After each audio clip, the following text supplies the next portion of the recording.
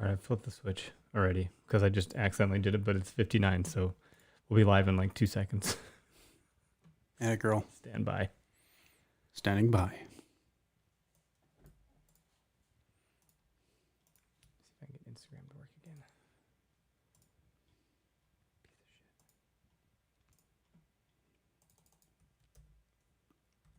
Piece of shit. Do you want me to put this live on Instagram?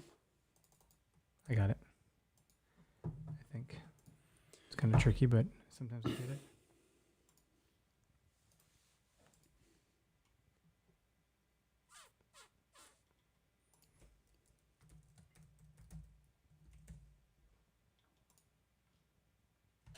All right. Where to Hunt podcast. It's okay. Hi, I'm Dan Small, host of Outdoor Wisconsin, and I listen to Where to Hunt. Meh, it's okay. I'm Kurt Geyer with Working Class Bow Hunter. I listen to Where to Hunt podcast, and it's decent. It's all right. Where to Hunt podcast. Hey, this is Bud Fisher with Catching Deers, and I think the Where to Hunt podcast is all right.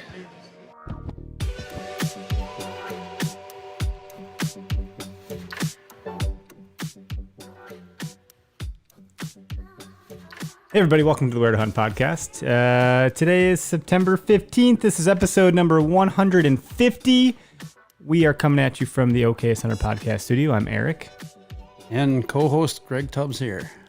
Booyakasha. Look at that. First things first, the OKS Hunter podcast studio, they just dropped new sweatshirts, the evolution of an OKS Hunter, and the antler thing.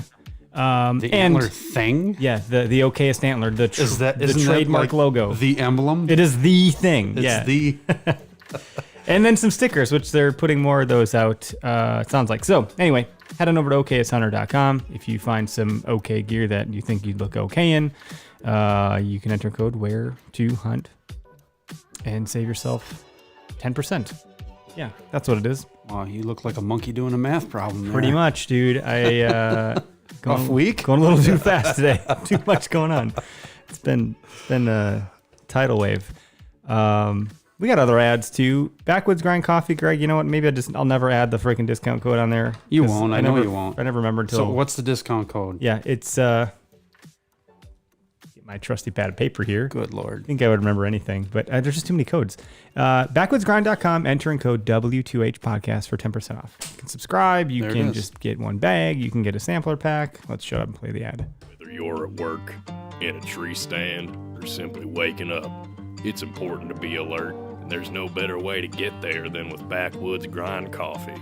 Ground fresh for every order, delivered straight to your door. Backwoods Grind Coffee. Take a look at your feet. You wearing Gum Leaf USA boots? If you said no, you gotta reevaluate some things. Each pair is handmade and tested to take over 1 million flexes. These boots will take just about anything you can throw at them. Use promo code W2H2020 for 10% off your final purchase at gumleafusa.com. There we go. Okay. See, I did it. We did some stuff. You haven't had to call it. I know. Hey. I'll let you do it. Go ahead. All right. I got to sing like a canary now. That's all right. Go on, Canary. All right.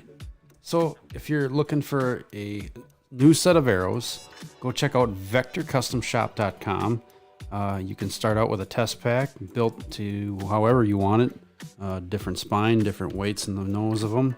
They're rocking the Ethics insert system, so they can change the weights. They'll fletch them up the way you want them, send them out to you. You can send them on a test flight, see what you like better.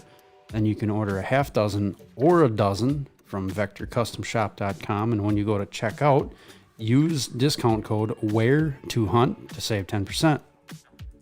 Nailed it. Nailed Hey, it. everybody. Did you know it's Greg's birthday yesterday? How old are you? Old enough to know better, but still too young to care. You don't want to tell everybody your age? What are you, I'm what are you, 40. a girl? What are you, some kind of girl or something? Some kind of girl or something? Happy birthday, buddy. Whoa, what do we get here? Wow, look at that. Some It's bourbon got an- for a west hunt. It's not a jackalope, it's an antelope on it. I know we're not gonna be hunting one of those, but we want to get you something there. Well, here I'm gonna steal We got more the of that coming. But, I'm gonna steal the last swig out of this one here. A little cheers. all right, I got you a glass over here, and there's some ice right there. I wow. converted No. the shit out of this, didn't tell you. Okay. All right. So you get that figured out, and Okay. we'll do a cheers. We got a lot of booze on the table right now. Yeah, we do. We got drop time. It's We just got a nice little. some High West. That's a taste. It's good. But here we are. All right, cheers. That's gonna be rough without any ice or No, water. it'll be fine. Ooh, good luck. 90 proof. Delicious. What's my Johnny Walker to shame? What is this? This is 40%. So it's 80 proof. So it's a That's 10, under nice. 10%. I like it. It is. It's good. It's really good. We got more coming, so we finally could polish that one off. We've polished 2 of those bottles off now. No, you polished 2 of those bottles off, not me. You helped. Come on. You had a little I think bit. I had maybe three nice little glasses. How of long that did out that of take that. us? We got that back. How long did it take you? Don't bring me into this. Seriously, how long was it? When did we get that? Do you remember? Was it like March? Yeah, it was like right before COVID. Took 6 months to do 2 bottles. You're a pro. What can I say? And then you've dabbled in a few other brands on top of it. I try You to. and your PD stuff over there, and then Yeah, what are you working on tonight? some Black Label. Oh, that's nice. It's the go-to, really. Nice. Yeah, we could talk about at Scotch. that. Well, we should. This is the Scotch podcast. Scotch, bourbon, and whiskey. So delicious. We got the Mammoth whiskey over there. That shit's real strong. That stuff has got some bite. The Lafroig is like super peaty. You've put a hurting on the mammoth, though. A mammoth hurting on the mammoth. It's a Mammoth. It's going to be extinct here soon. Look It's at a that. little bottle. Don't make me sound like I'm some boozer here. But I like having a sipper at the end of the night. You're just a boozer, a whiskey abuser. Yeah, I guess so. Oh. If people the drop time is they're about to become the drink of the podcast. Okay. But if you're not bringing that bottle to deer camp, like I know there's traditions, like people bring Jaeger or whatever the hell it's called. This is like This is gonna one be- of the ultimate big buck contest winner prizes right here. It's look- nice stuff. If I saw a buck like that in the woods, I'd have to clean my Just pants. the label's cool, Yeah, it really is. It's neat. but the product is delicious. So And they're out of Wisconsin. that's So- even better. Like, how about that, right? We like to work with Wisconsin companies. That we Vector's do. out of Wisconsin. Yep. Yep. Venato's out of Wisconsin. We've done some stuff with them. Yep. Okay, Hunter's out of Wisconsin. Hey, imagine that. Who else? Well, Gumleaf isn't, and Heat Huns isn't, and Backwoods is out of Mississippi. No, but props to them. That's right. Okay, we wanted to talk about your hunt this weekend, and by the way, folks, the phone lines are wide open. Okay, we have no guests on, so like, feel free to pick up the phone, call us. We'll take your call as long as I'm paying attention to the screen here. I'll pick it up. Oddly enough, before we get totally into it, I shared that to Facebook and Instagram. I think you did too. Some of the stuff I about your shared a hunt. little bit. I don't share much on Facebook because honestly, nobody watches. Nobody gives a crap. Yeah.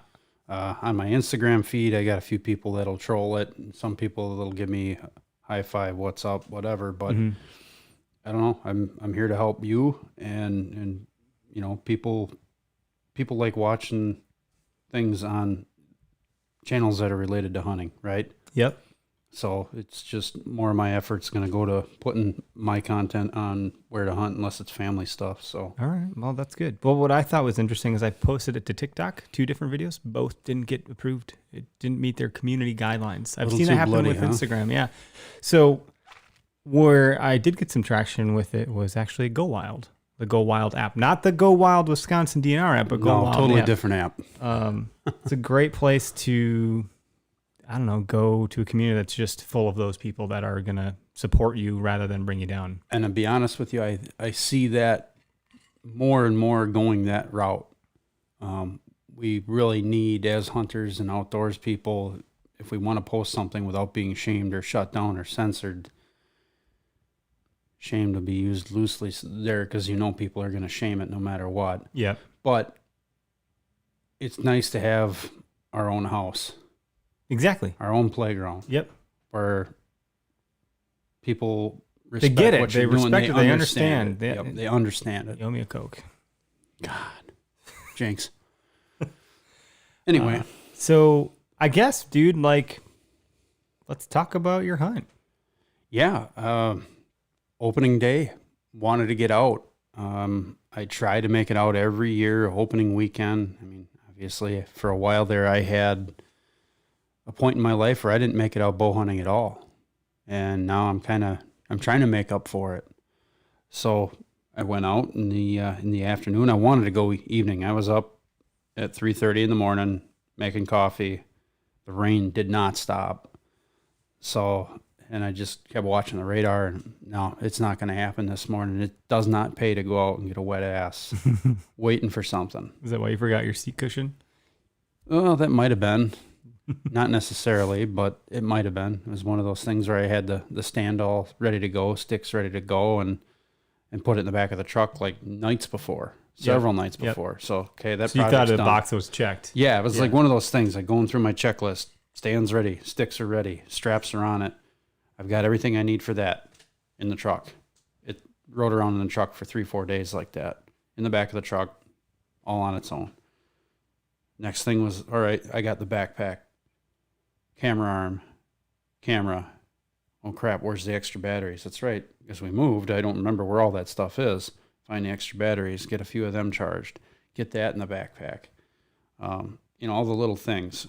Card reader, extra cards, things that, you'll think about it on the walk in, go, oh crap, I should have brought that. So, and then knife.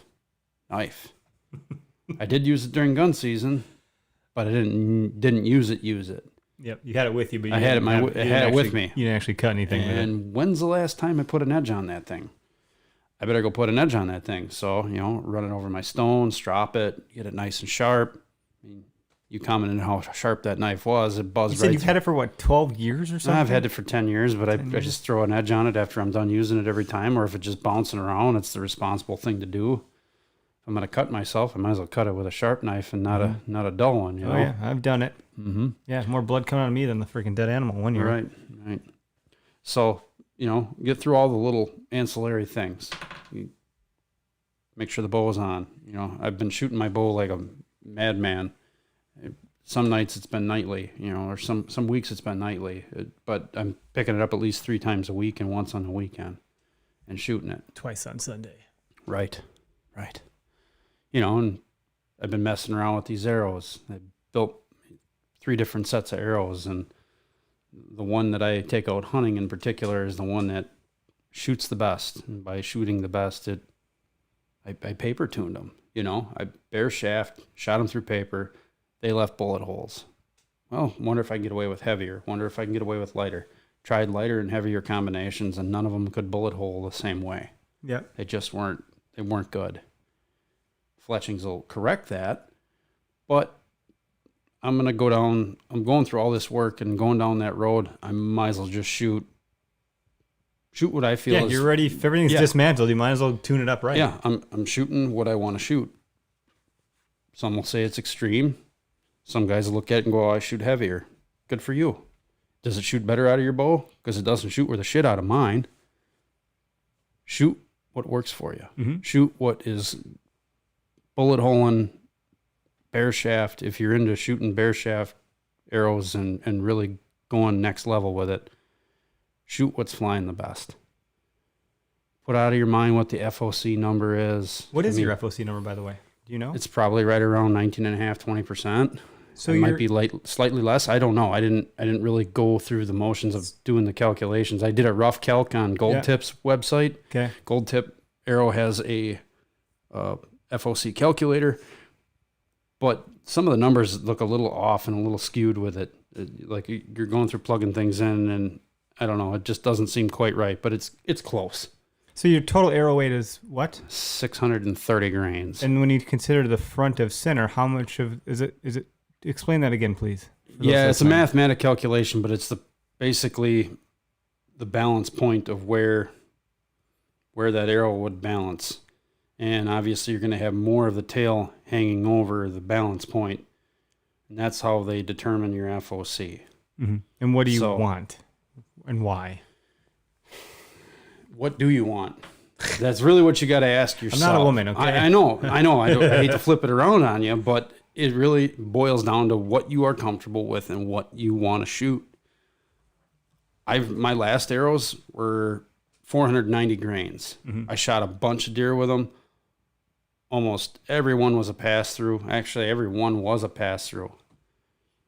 With this particular bow that I'm shooting now, every deer that I've shot, And you're shooting the Matthews. It's a Halon 32. It's Okay. a 32-inch axle-to-axle bow, and I'm flinging anywhere. I've been anywhere from 65 to 70 pounds. I played with my draw weight, brought it up a little at a time, and it'll also change your tune too.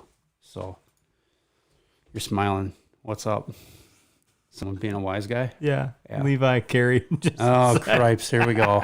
He said, I was told there would be no math. I'm right there with you, Levi. Oh, my God. Yeah, Eric's not wearing shoes, and he's trying to figure this out on his toes right now. But getting back to it,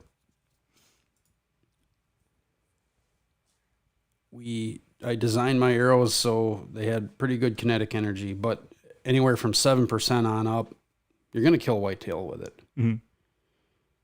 Now, to kill a whitetail, no matter what it is, buck or doe, in the fashion that I did it, and again, the way I did it this weekend, totally not on purpose. Definitely 100% luck shot. You know, and it wasn't that I was wishing for that luck. I had another plan in mind, Yep. but the doe came in very alert because the wind switched. She smelled me, and then she started looking. Mm-hmm. At that point, were you already drawn on her or what? No, so out for opening day, sat in a spot that You were hunting a tamarack? it was Tamarack? Tamarack Swamp. Yeah. Yep. And there's a ton of tracks going in and out of it. And this is how I usually set up and kill my first doe of the year most of the time anyway, is I know where they're feeding. I know about where the bedding is. I just set up on a trail. Guaranteed I'm going to kill a doe. Usually it's my first sit in a spot, and this was a first sit in that spot, fresh trails. We just had all this rain. Yep. You They'd knew, yeah. they'd been bedded down. This was the perfect opportunity. So go in, it's raining, get set up, take my time setting up, and the rain stops, the wind kicks up, the wind stops, the rain goes, it's back and forth. The wind's kicking up, then it stops, then the little rain clouds blow out, and then the wind switches. It comes out of the southeast, where when I started it was from the southwest. Then it came straight south. Then every time a rain cloud would pass over, we'd get the rain, kind of calm down.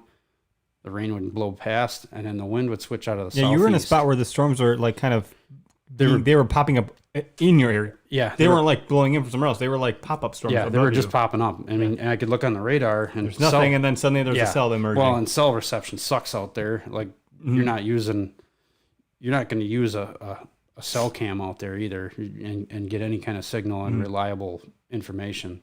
So I'm trying to bring this up, and I think I had like 2 bars of LTE service, and it came up and went, oh, look at that! It's literally forming right down the road from here, and blowing right over me.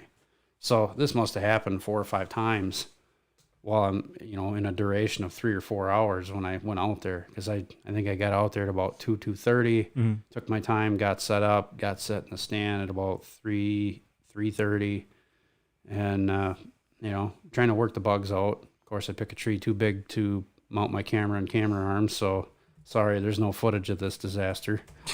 Got set up and just kind of was assessing and looking around. And, you get enough time to think about, well, that looks like a trail where they could come in. But that looks like a better trail they could come in. So I kind of put myself in the middle of where all these trails came across this area to head towards the ag. Yep. And Was she going to? Was she was heading to food. Yeah. Okay. That's She what I definitely thought. was heading to food. So closing time was 7:30. My wife messaged me at about 20 after 6. How long are you going to be out there? Well, closing time is at 7:30, but I'll probably bail out of here in 20 minutes because it's been pretty quiet. And I can hear people recreating. I can hear people hiking out You're on pretty the, close to that bike trail. Yeah. 30 yards, maybe. 40. Okay. So there's always people out walking and people making noise. So once the noise calms down, the deer start moving. They come walking through, and then they head right to the ag. Well, one lone doe, I thought for sure it would have a fawn with it. I watched it, it just started packing up. I put my quiver on, snapped it onto the bow. I was going to grab my rope out of my pocket, wrap it around the limbs, and all of a sudden I hear the telltale snap of a twig. Okay. I look and I see a tail flicker. And it's getting darker because now we got another rain cloud coming. Yeah, and you're in the thick stuff, so you're like in a field, thick, right? It's thick and dark. Yeah. I see a tail flicker again, and I look, and sure enough, there's a doe, and she's walking right up the one trail that kind of parallels, and I'm just watching her and waiting, and then she stops, and she nibbles on something, and then she takes a few more steps, and then I just kind of look behind her, and I'm waiting to see if there's any more deer coming. There's no deer coming, not that I can see from here. Takes another few steps, and then she stops. And I'm just standing there with my bow in my hand. I think I had my rope in my hand. I tucked the rope back in my pocket. I'm probably going to get busted here. She stops and she's kind of looking around, and the wind was calm. And then she takes another couple steps, and I'm probably going to get busted by this one. I should probably just give it the old dirt nap before it gives me away. Pulled an arrow out of my quiver, snapped it on the string, flipped up the Virtus rest, clipped on my release, and then she stopped and looked right at my tree. And she started looking up, and I'm just this silhouette hanging off the side of this tree at 18 yards away, and, definitely silhouetted me because she was on high alert. And she started taking a couple steps further forward and then stopped again and did the old peekaboo around another Getting all tree. dodgy. Oh, yeah, getting real dodgy. So I just kind of tucked behind the one tree where she couldn't see me, and I pulled back. And then I swung my scope over and looked, found her in my scope, found the shoulder crease. Well, when I did that, I also bumped my quiver on the tree. And when I did that, she spun, and I also touched the release at the same time. So the bow went off. I was aiming right at the shoulder, the crease of the shoulder, which would have been a quartering, slightly two shot, which would have definitely deflated both lungs, maybe caught the back of the heart. Here we go. Keep going. Okay. When I released, I heard just a loud pop. But it wasn't like a normal pop, like if you hit them in the side of the ribs and hit bone. It was a very subdued pop. So there was definitely an impact. The deer finished its swing and fell immediately on the ground. From there, it did a barrel roll and pushed itself forward at the same time with its hind legs.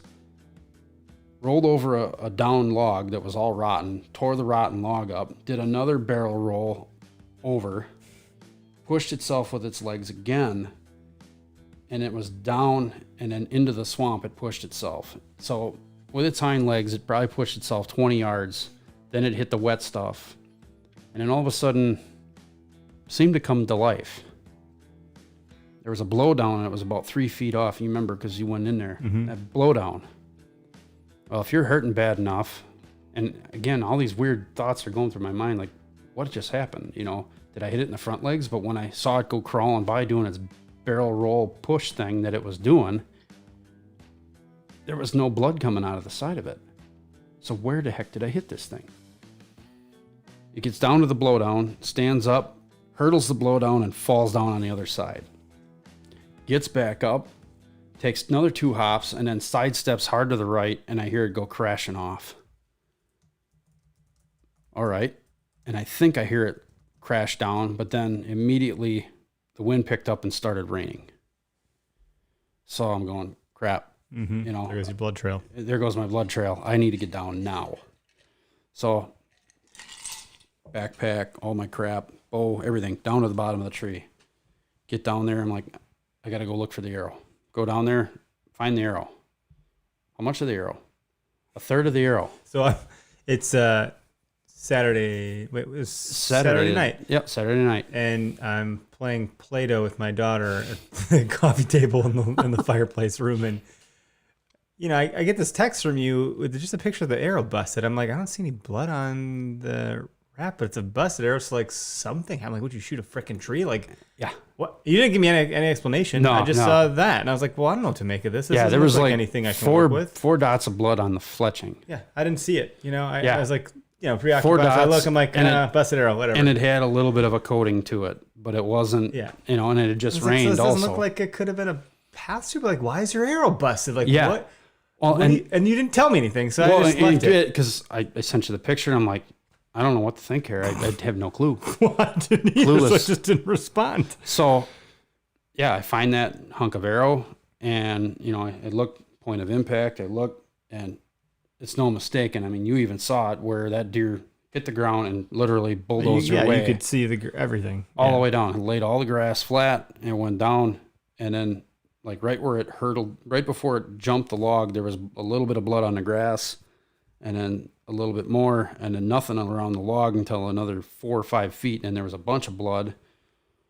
And then there's like 5 other trails that could have gone down. I mean, I kept an eye on where it went, so I had the general direction down pretty good. So I checked the first back trail that kind of went back and around, and there was nothing. There's no branches broke, nothing. Second trail kind of paralleled a little bit, and then cut to the southwest. And then I found busted branches, grass folded over, and I found 2 more specks of blood on the canary grass. Then it decided to all out pour. And I'm going, you know, this is totally questionable. I don't even know at this point what happened. I'm just going to back out of here because the blood is not very good initially. And I didn't 100% hear exactly what I wanted to hear, you know, a deer crashing it. I didn't hear it crash. Well, and where we found it, it was all nice soft moss, so you're not going to hear anything fall in that. Yeah, that was pretty soft ground. Yeah. So that's it. I'm just going to back out. I didn't feel good about it.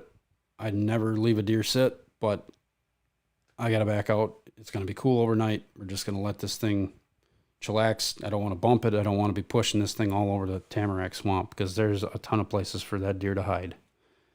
So left it alone. Came back the next morning, picked up the trail, found it another 5 feet past that pine tree where I found last blood, found blood, then found more blood.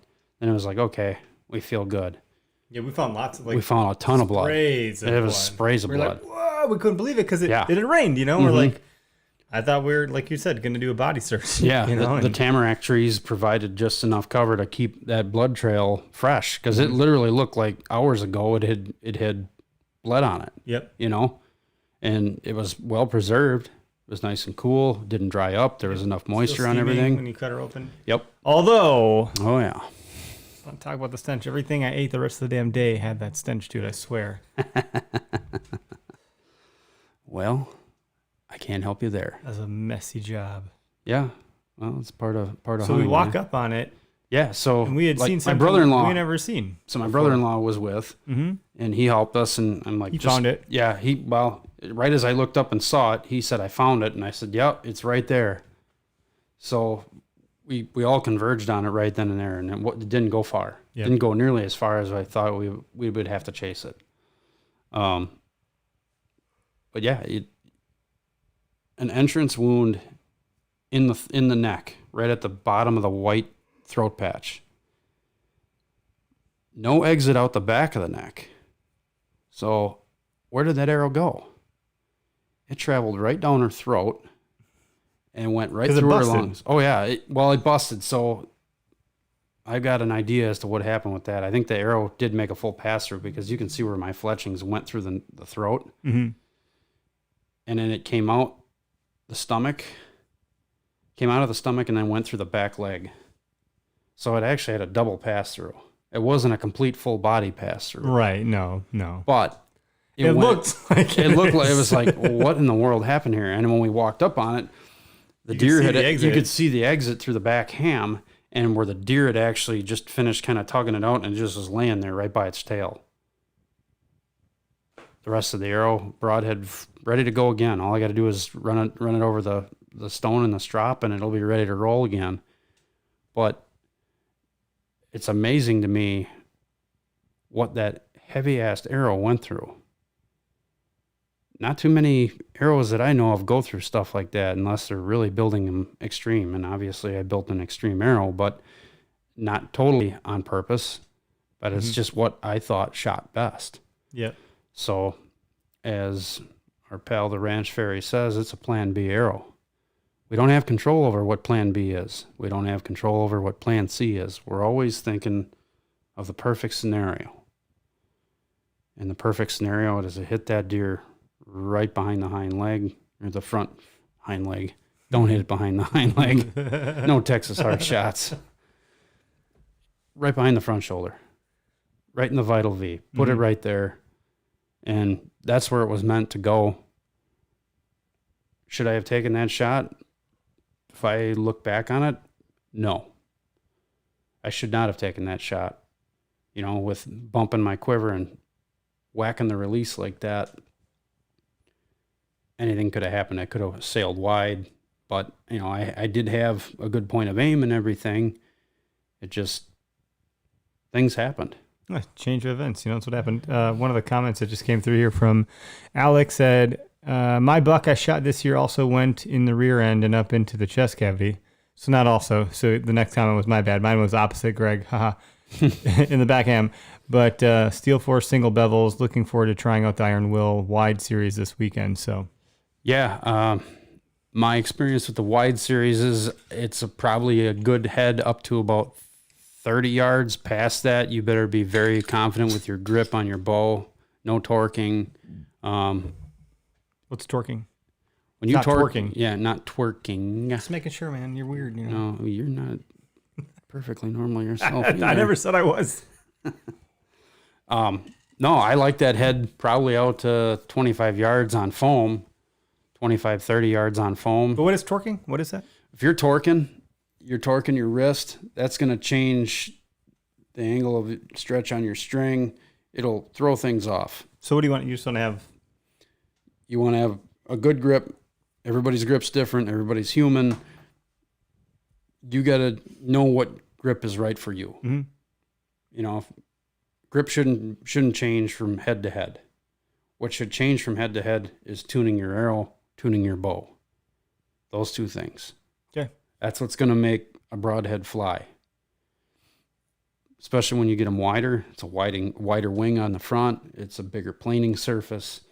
Those arrows, that'll steer different. Sure. And any little imperfection, be it your grip, the way you're putting cheek tension on your string, touching it with your nose funny, face mask, facial hair, all that can play a factor. I mean, I know this is looking at it As a micrometer. a micrometer. It is. It's looking at it as a micrometer. And this isn't meant to mind screw you by any means, but it will. It'll mind screw you. And you'll find yourself doing it in a controlled environment because I played around all winter with it. What's that movie, Get Him to the Greek? You been mind fucked before? I'm mind fucking you right now. I can't make it through one episode without swearing. But that was a quote. Come on. Attaboy. So, yeah, I mean, you can go down to your basement and shoot all winter and try to experiment with different gripping your bow different, pulling back on your release harder, you know. Our buddy Bill Thompson, who was on a couple weeks ago with Spartan Ford, just said he'll shoot open-handed to avoid torquing. Yeah.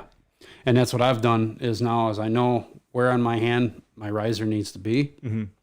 And I know that I got to shoot open hand at about, my knuckles that'll be about a 45-degree angle. So the riser will hit my hand here. My knuckles, it'll be about a 45-degree angle, open-handed. The thumb is just resting. We're talking like golf swing etiquette here at this point. It is. It is. If you want rifle accuracy out of a bow, that's what you're going to be doing. And that's what compounds allow you to do. Yeah. You know, it's not. Your margin of error based on your stuff. Like when you told me that you weren't sure if you got it, I was like, bullshit.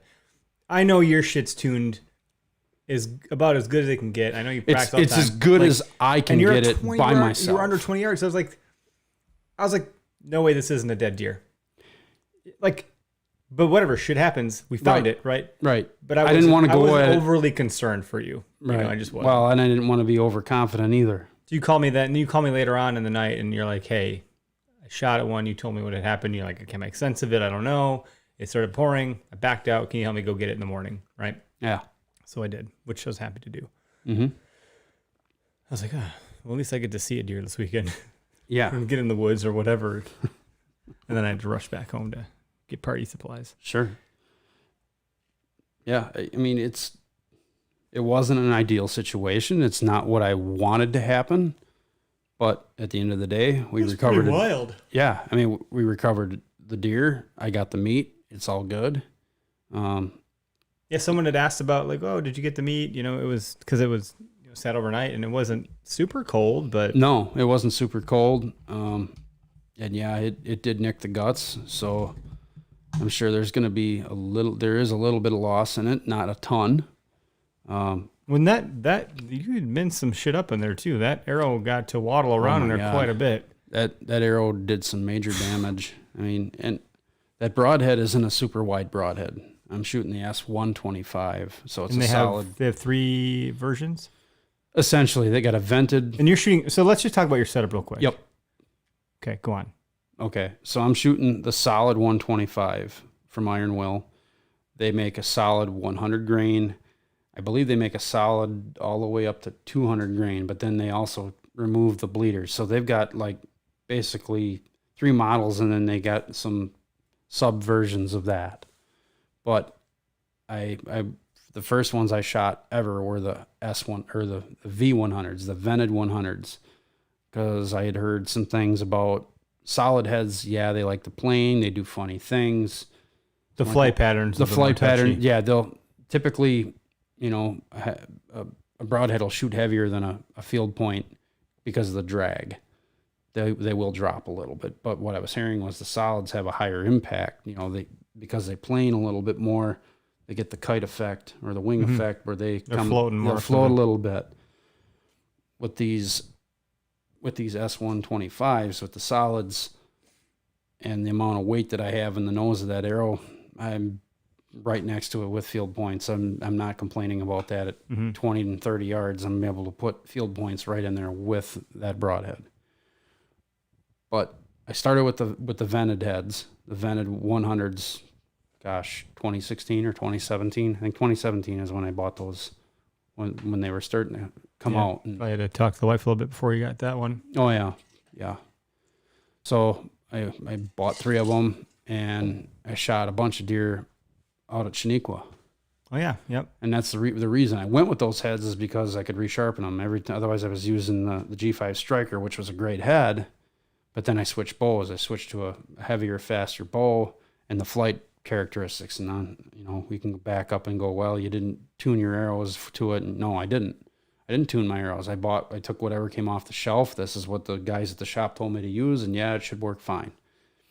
My point of impact with those heads was terrible compared to what I was getting out of my old bow with them. And so I thought, well, I'm going to try these other heads because I did some more research. So I bought into these Iron Will V100 heads. And Day 6 makes a good product too. if I'm They not do. mistaken. It seems similar. similar, different metals. The Day 6 probably isn't quite as durable. It might be argued that it is.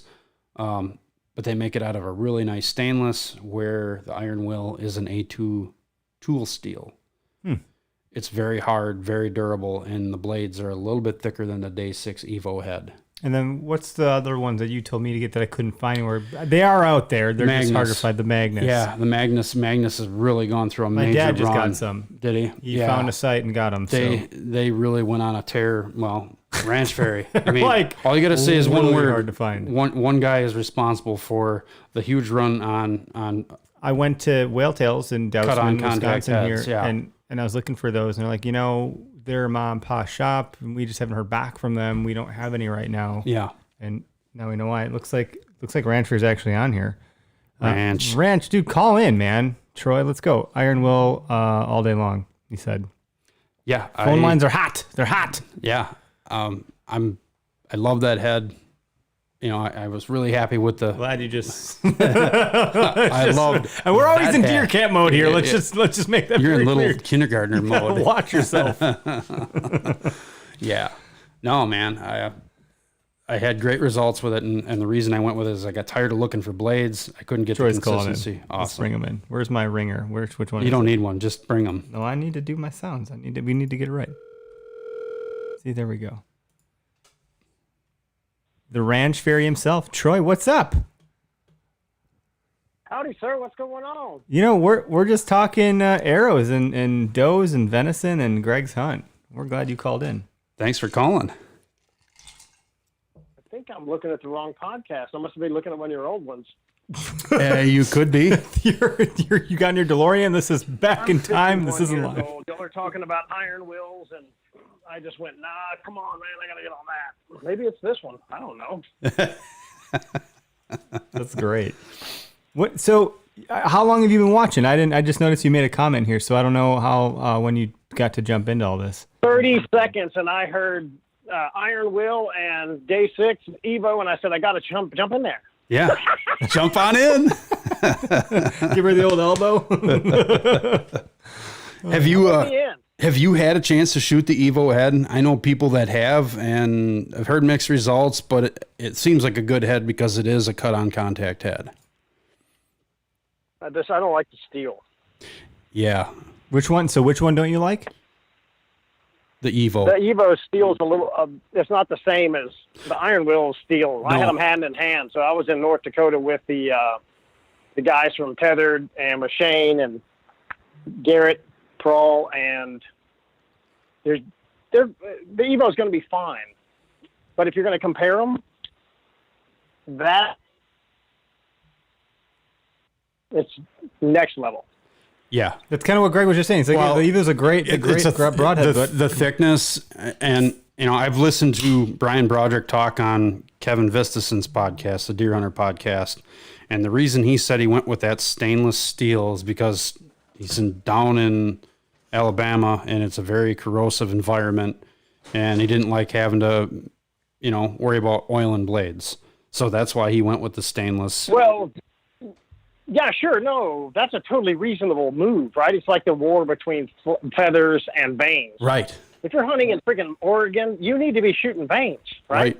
Right. And if something's corrosive and you've got some rust issues, like I've got down here with a lot of humidity, et cetera, Mm-hmm. you either need to stay on top of them or go stainless and make sure they're sharp. That's all. That's always my mantra. A half dull thing is not worth playing with, right? No, sure isn't. unless you want to go shank So, somebody and cause a real problem, person to person, but that's not what we're doing here. You're into shanking people lately. I don't know what your problem is. Just saying, We're man. not shanking people, right? So the crazy part about, we could be shanking people. I get a little blunt sometimes, Yeah, maybe. It's fine.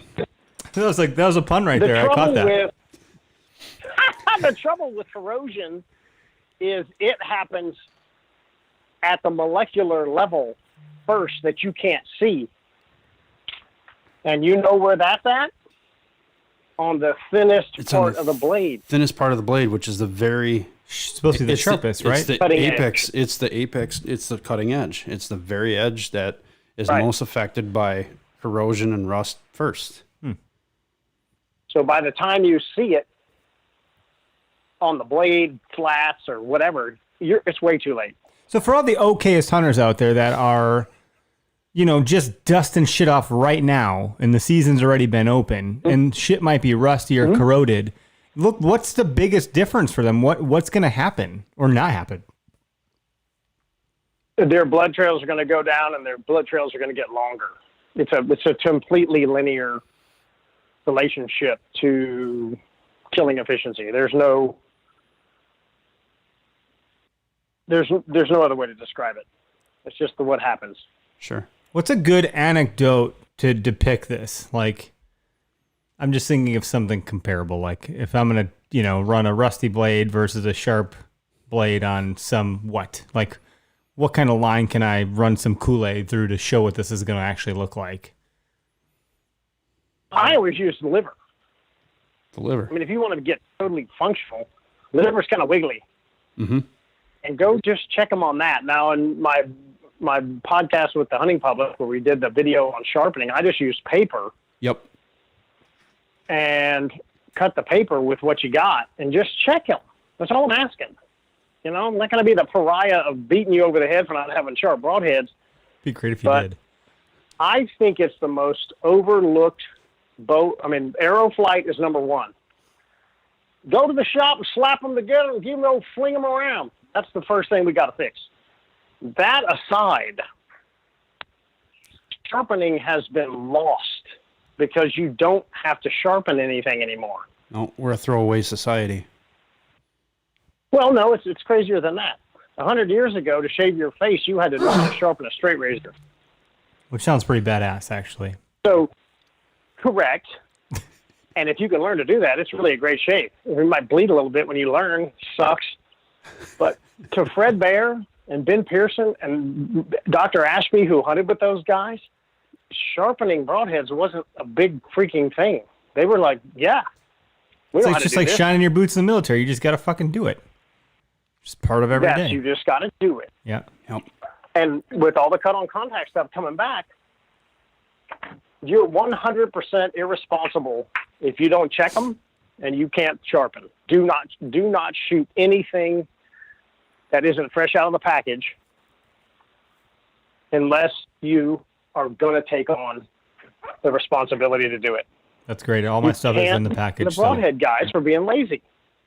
What do I dare ask what your opinion is of, like, not to say that I'm shooting this, by the way, but mechanical blades or the new hybrids, the mechanical / fixed?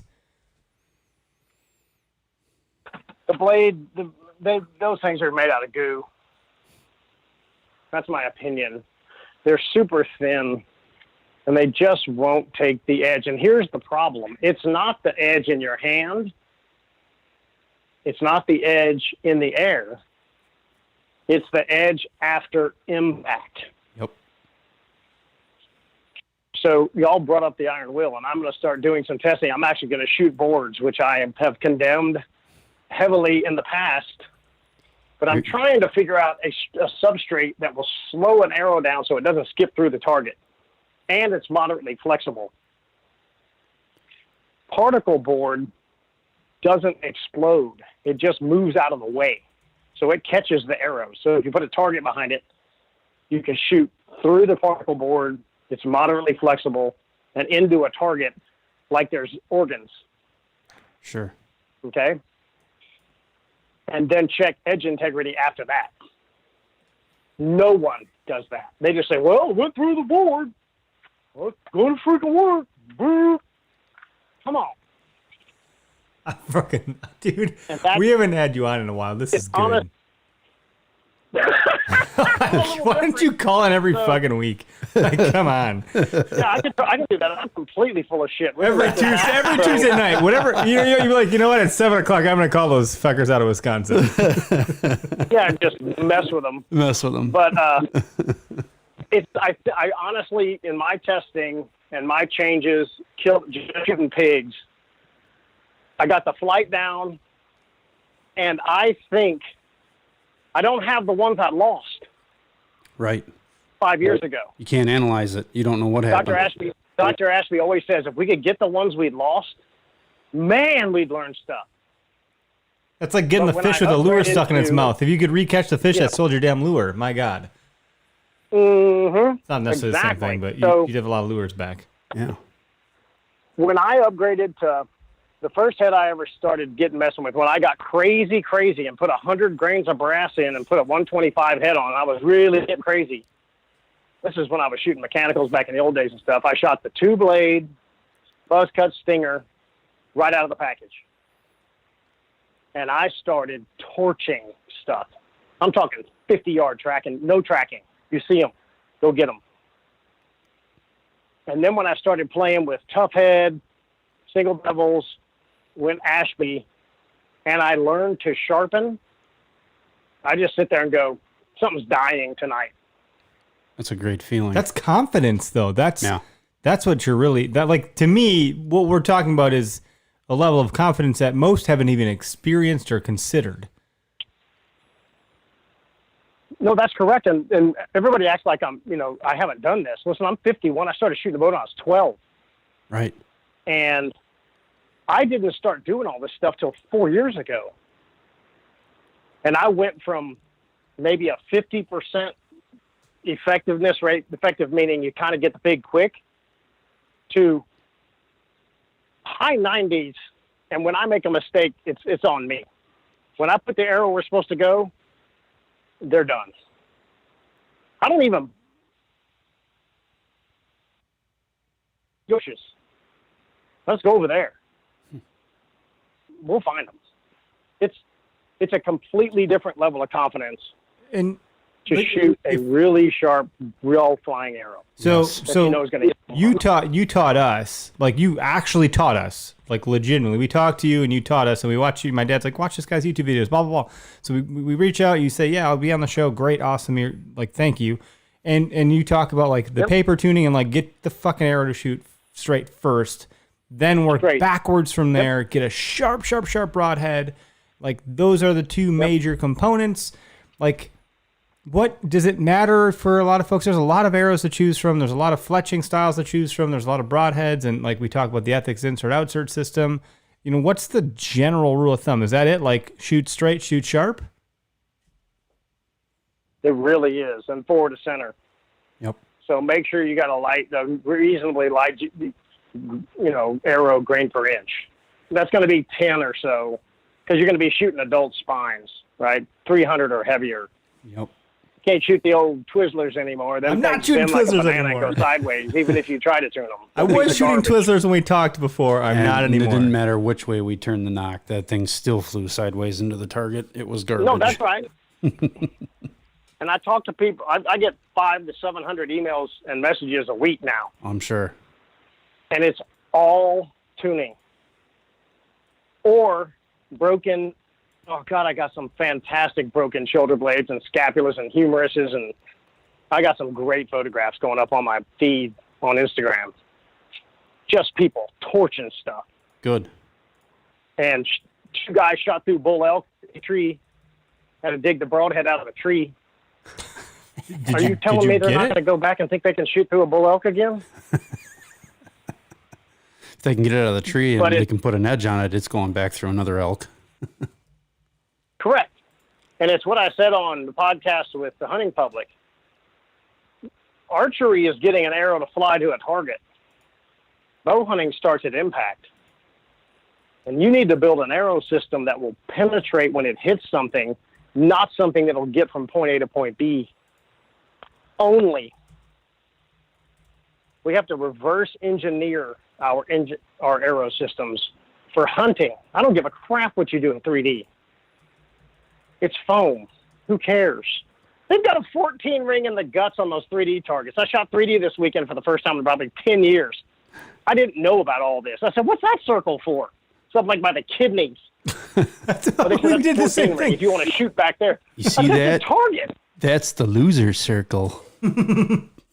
So that's the winners losers circle. Long night, winner 14. What? So That's funny. We discussed that and said, we need right arrow flight and super sharp. If I could get you there, and if you can get your forward to center over 15, 16%, that arrow flight will come in. So we start talking about math. You guys lose me. Like, someone was joking about it earlier, but I'm right there with him. Like, my brain hurts when I start to think about percentages and things like that. And again, what I did was I You plugged wrote some good blog articles, Greg, about this. Well, stuff. I wrote one or two, but I don't think it got traction, so I just kind of gave up on. You can't give up. Oh, if you're going to play with the Raspberry stuff, you're going to get no response. So just be ready for that. To hell with them. I got the guys that did we're doing the right respond though were like mad props, dude. This is awesome. So, It's just the best. yeah, Yep. I enjoy it. And to me, it's just another way of taking more responsibility for the animals I'm taking. Yeah, having a lethal setup so you can have ethical kills. You're just closing more deals, and you're having confidence. Like that's a bigger deal. 3 seasons. Because you got to 4 pay seasons attention to ago. the stuff to Yeah. get the confidence. That's what the point is. You don't just like do it and you're Absolutely, good. You right. got to go through the process to get there. I'm going on my 4th season shooting an The iron confidence. wheel head. The And confidence starts when you see your broadheads just fly right in. yep, and I mean, that was it. I got put that broadhead Tons of on. people saying, I've never seen that. I've had lots of pictures of broken broadheads where they shot the broadhead first, which you're supposed to do, and then they hit the broadhead. Hit the broadhead field with the point. practice point. Yeah, with the field point. Ryan Hartnetto just said the blog was good. You just got some affirmation there. See, that's the guy that gave me the thumbs up. Reinhardt, you're awesome. Thanks, you. brother. Yeah, he's a madman. He is. Yeah, and apparently I got it like going for him, and then he was pretty excited about it. He's like, "Dude, you left me hanging." All right. You wrote 2 though. I did write 2, and I got to write a couple more because I was in the process. I was trying to get my bow restrung and then get everything squared again. Guess you have to dust off the keyboard. Yeah, okay. I'll dust off the keyboard. Fans have spoken. This isn't even me telling you to do something. This is like the people want it. Reinhardt wants The it. people want it. Reinhardt All right, wants it. boys, I'm going to let you go. I'll come pop in some other time and raise Appreciate it. hell. Thank you. Awesome. Thanks, for raising Ranch. the We hell. appreciate it, man. You guys have a great evening. You too. Yeah, We'll talk see to you you. later. Bye-bye. Bye. Well, that was a good cameo. Yeah, it was. We'll take it. I don't Yeah. even know where the fuck you were in the story now. I don't know. You were Doesn't somewhere. matter. Because we just, yeah. We were talking about. I think we were tracking it, and Yeah, yeah. so, I you mean, called me. Come look in the morning. Blah blah blah. Yeah. Like the rain didn't wash away all the blood. No, we so did. We were good. finding blood we everywhere. Walked up on it and saw the exit wound, and it Yeah. was like, oh. Yeah, this is crazy. How the hell did this happen? Yeah. So it was plan B. That deer moved. Because deer move. Reinhardt said he's got the arrow slamming, by the way. Good. I'm glad. Tell Greg to do it anyways. All right, just for you, Reinhardt. He said, I'm chewing at the bit to stick a deer. Yeah, me too, man. Because I've never had my shit dialed in like this before in my life. Well, I'm 34, right? yeah. Not that actually matters. I didn't start bow hunting till I was 22 or something, I think. 22, 23. I think I remember asking I was like kind of into rock climbing for half a second. Yeah. I was like, can I get a gift card to this rock climbing place? I asked my dad. He's like, what do you want for your birthday? I was like, I'm into rock climbing. How about a gift card?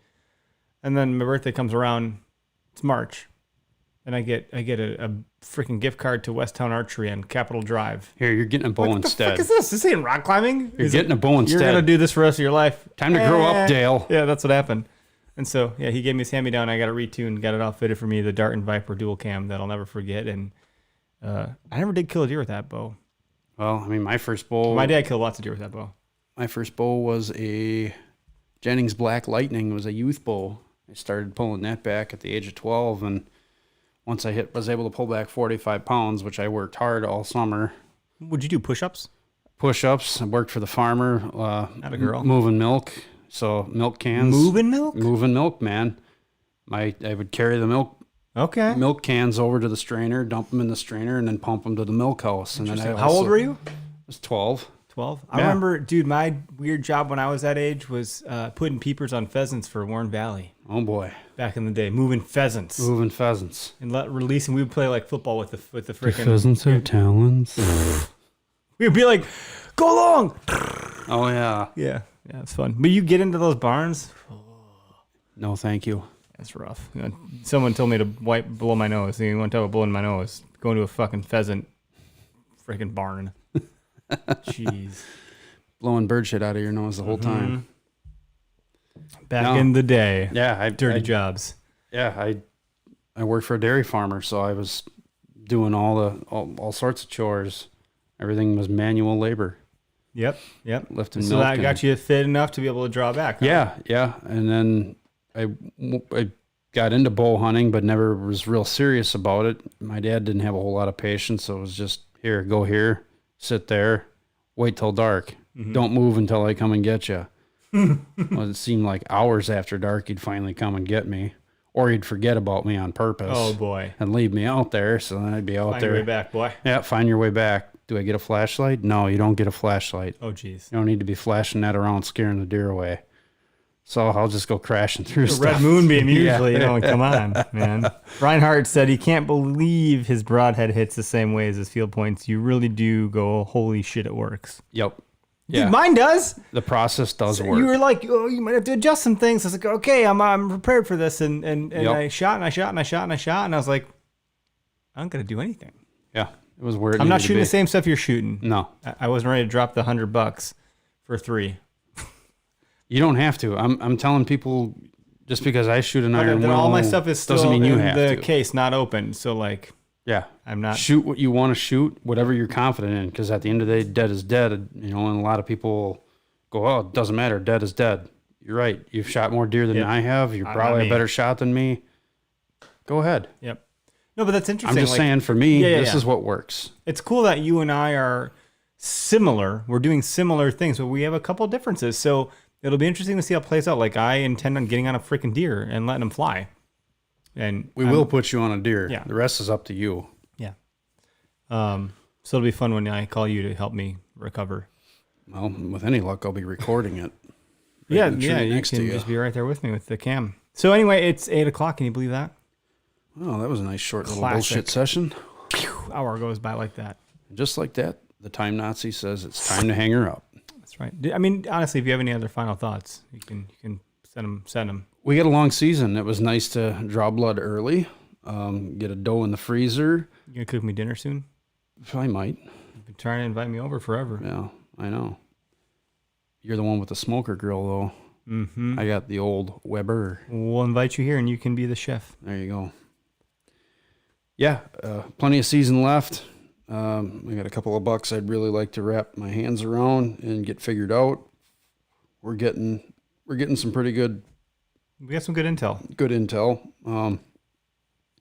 I don't think I know we got pressure around there too, and in the other spot, but we can work around it. We'll have some sort of success, whether it's one of those nice big bucks or it's just, you know, another eater doe or whatever you want to shoot. Yep. I have my standards this year. If I don't see what I want to shoot, I'm not shooting That's it. the biggest buck I've ever got right there. Well, you can So, do nothing but improve, right? If I can, anything bigger than that, Yeah, if it's got another point. point, it's still an improvement. Yep. If it's a little wider, it's still an improvement. But really, what I actually want, this is stupid. I'm not a trophy hunter. I'm not. But I want meat for my freezer. My wife is asking for it for the first time ever. Right. Ever since she had her incident when I was ice fishing. And it's a whole different story. The kitchen was like a freaking murder scene. Anyway, I want a buck for both sides of my fireplace. There you go. Like, honestly, if I get that, I'm good, man. I'm good. That's about as much trophy hunting as you'll see me do. Sure. But otherwise, I'm out there for the good time. I'm out there for the adventure. I'm out there for blazing the trail. I'm out there for the meat. That's it. Sure. So Well, and there's plenty of memory to be made. You're going to get a lot of experience. You know, things happen. We got an experience out of this situation. yeah.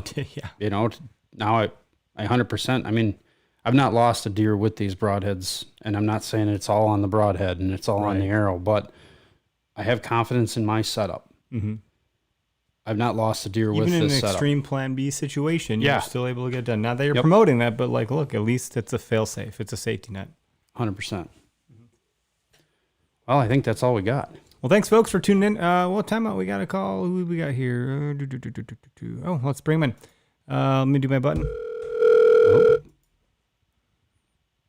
Hey, Byron, you're live on the Where to Hunt podcast. What's up? Look at the head on that guy. Last minute. I'm just, I didn't catch the early part of the show, but I did want to wish Mr. Tubbs congratulations and a way to go, and getting you guys off to a great start up there in Wisconsin. Thanks, man. Appreciate it. You're out of Ohio, right? Correct. I feel like Ohio's like a close cousin to Wisconsin. It feels very similar. Well, they've got pressure just like we've got pressure. Mm-hmm. They've got big bucks, and so do we. Cleveland's like Milwaukee. You know, like there's a lot of tangential lines. I don't know. I don't think we have the hunting heritage you guys have. I've hunted Wisconsin for a weekend, and it seems to be It runs deep. I see more guys up there with stand sticks on their backs. I see more of that tradition of hunting squirrels and stuff. Like in Ohio, we may have more people per square mile. I know we do actually, and but we don't have a hunting heritage. But no, I just thought, you guys were off to a great start. Greg, you killed a couple of does early in your bow hunting seasons here over the years. And Oh yeah. I think Yeah, I think that's awesome. I know you guys were just talking goals. Mr. Tubbs, what is your goal this year as far as quality of buck? Quality of buck. I'm trying to better myself. Obviously last year I wasn't in a position to shoot one. I mean, I could have shot a 120, like my first trip out on a piece of public out by me. I elected to pass on it because it was smaller than what I've already got. And I'm not a big trophy hunter by any means, and I'm just trying to better myself. And if it means I'm going to pass on bucks, which I've been doing for a long time already, I'm going to pass on them. I'm going to wait for that bigger deer. So I'm trying to shoot one bigger than what's on my wall now. Whether that's, if it's a 138 or a 136 and a half or a, whatever it is, as long as it's bigger. But then again, if I don't have deer that are bigger than that and I got to shoot that's what I'm shooting. We got some good ones on trail cam. Mm-hmm. I mean, you got some inventory of some big ones. Mm-hmm. I do. I will time will tell. shamelessly shoot one out from under you if I get the opportunity. Whatever. That's what happens. That's what happens. I'm going to be proud as hell if you do. Yeah. I'll be very happy if you do. But yeah, that's my goal, is get a buck bigger and obviously fill that last management doe tag. We're given 2 tags for our area for killing does. In my particular predicament, it's 2 on public, and I don't know what it is on private. If you let them know you're hunting private, they might only give you 1 tag or 2 tags. I'm not sure how that works. And Byron, what about you? Were you in Kentucky or Kansas or something with a K? I was, yes, I was just in Kentucky over the weekend hunting some old public land down there, and Dave stopped by my house today. He's headed there Friday. And I may be, actually the temperature is supposed to be in the 40s this weekend overnight. Ooh, so I may slip down there for a Sunday morning walkabout, if you will. Maybe how maybe far jump is in a that for stand. you? Yeah. Is that how many hour drive? Oh, how many hour drive? Roughly 3.5-ish. So that's doable. That's totally doable. Oh my gosh, yeah. That's doable if you could get in there before first light. If you can get the truck landed and gear and run down the trail and get to it, you could pull something off. Yeah, exactly, and it may be something. I may just take my stand in like 3 sticks, something stupid easy. That's what I ran with. Pick a ridge system that I can. I've got a forester map, so I can kind of tell where some oaks are, and I may start there. And if I don't like the spot after the sun comes up, I need to put boots to the ground anyway. So it'll be time for a walkabout, if you will. And yeah, so more scouting, less hunting. What I'm thinking for Sunday. More scouting is going to put you. You can in. always still hunt it too, a little bit. Well, you're always walking bow loaded. Perfect. What's your goal for the year? Like, where are you at? What are you trying to accomplish? Because you've got some good ones. Yeah. Last year you guys had a pretty good season. No, I'd like to shoot a good buck here in Ohio, and then I've got 2 out-of-state tags, and obviously I'd like to maybe put my tag on around one more buck. I've never shot 2 bucks in a year. I've come very close, and that's kind of my goal this year is from a buck taking perspective. I'd like to do that, and I'd like to get my sister a deer. She's been bow hunting and gun hunting several years, and just haven't been able to seal the deal. So I'd love to see her get one. Yeah, that would be cool to kind of get the monkey off her back, and then she can feel more confident as she starts going more often. How do you do that when you're salmon fishing? Bring a banana on the boat? Yeah. Bring a banana in the street stand, maybe? Do it. Don't you do it. Throw your ass right off the boat next time. Oh, We're not superstitious at all, are we? Yeah, you are. Well, Byron, dude, thanks for calling in. And guys, check out Whitetail Experience on YouTube. You guys have put out great content. Great content. Been putting out all sorts of cool how-to videos and just you kind of bring us along for every little adventure with all your updating. So it's been great. Yeah. I try to do that, but I'll jump off here. I know you guys were about to wrap up. Eric, keep the okayest hunter memes coming, man. Those crack me up on a regular basis. So, we try. We love them, man. I gotta. Yeah, it's funny. I followed where to hunt for a long time before I followed the okayest hunter on Instagram, and I would say anybody that's just following where to hunt, you gotta go follow the okayest hunter just from the video memes alone. Good. I usually do those while I'm pooping. So. Oh God, really? When it comes out, then you know what's going on. That's right. Jeez, it's that time of day. All right, guys. Well, good luck out there, and I know you guys are into season. Oh, I wanted to ask you guys up in Wisconsin on the Oaks. Yeah. I felt like when I was in Ohio, I've got a couple Oaks even here on the place I live. They were dropping. I've seen deer eating on oaks in Ohio. When I went to Kentucky, I probably walked by 20, 25 oak trees, and I only found like deer actively on one of them. It was like those oaks had just started dropping within the last 24 hours. There wasn't a lot of green oaks or caps or deer shit under any of those trees but one. Sure, and we're not having a great year for not acorns. that we've seen an area that we're in yet, but and even like my mother-in-law's woods, which is way north of where we're at, there's no acorns. I mean, there might be a couple of red oaks dropping. There's no white oaks. The white oaks did not produce this year, so I don't know if some of the cooler weather in the spring screwed that up. Well, what's their cycle? They're every 3 years, right? Yeah. So 2 years ago, this should technically be this year or next should be a good year. Some trees will produce every year. Right. Some will, and yeah, there's always a buffer, generally a buffer crop, like you said, that seems to happen once every 3-ish years, where they're everywhere. Yeah, I found one white oak dumping raining acorns when we were out scouting the weekend before. I got that nice close up of them. Yeah, and then right there was a trail camera from somebody else. So I think that's like the only oak tree that we found that was dumping any acorns at that time. But every one that we'd walk by, I'd look up and there's no fruit on that tree.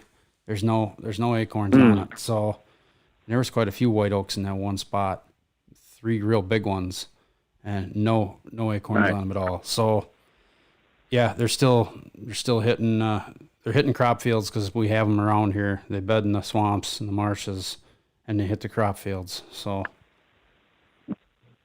get in between them. All right, guys. Well, I tried to call last week and had to run, and just wanted to wish you guys good luck with your openers, and obviously, way to go there, Greg, on the doe. And Thank you. definitely check out the Okayest Hunter for the Appreciate video memes. That's been a good ad for my Instagram feed. So, boys, Sweet. take it easy. Team Harder and Bucks, we're out. All right. All right, adios. Take care. All right, with that, I suppose, folks, we'll call it. Yeah. We got nothing That's else. it. We got nothing else. You got to hear me yammer on. So All right. See you, everybody. have a good night.